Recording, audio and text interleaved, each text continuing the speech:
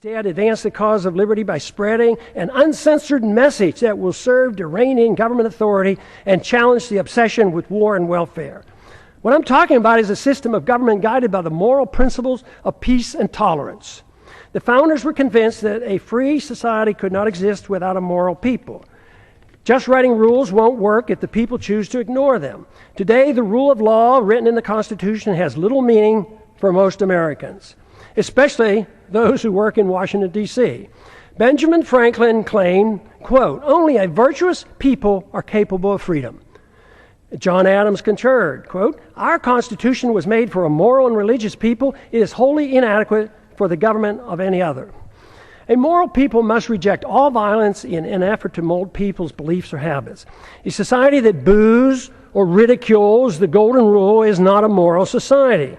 All great religions endorse the golden rule. The same moral standards that individuals are required to follow should apply to all government officials. They cannot be exempt. The ultimate solution is not in the hands of the government. The solution falls on each and every individual with guidance from family, friends, and community. The number one responsibility for each of us is to change ourselves with hope that others will follow. This is of greater importance than the working on changing the government. That is secondary to promoting a virtuous society.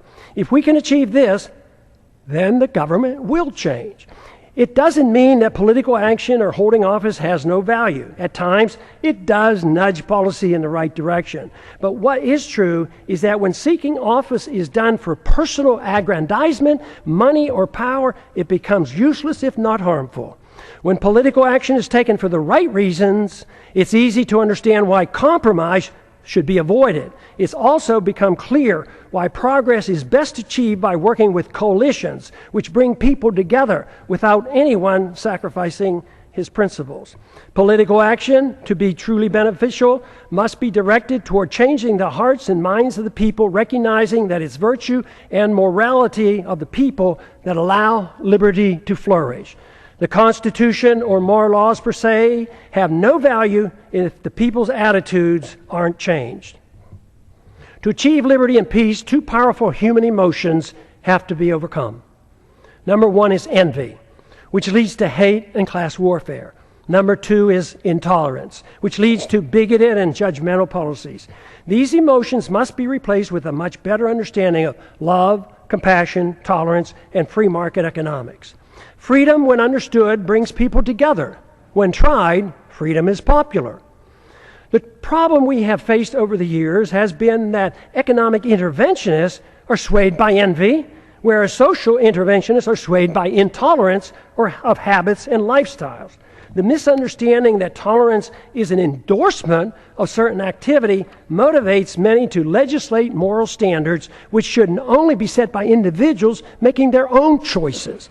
Both sides use force to deal with these misplaced emotions. Both are authoritarians. Neither endorses voluntarism. Both views ought to be rejected. I have come to one firm conviction after these many years of trying to figure out the plain truth of things. The best chance for achieving peace and prosperity for the maximum number of people worldwide is to pursue the cause of liberty. If you find this to be a worthwhile message, spread it throughout the land. And I yield back the balance of my time. Back.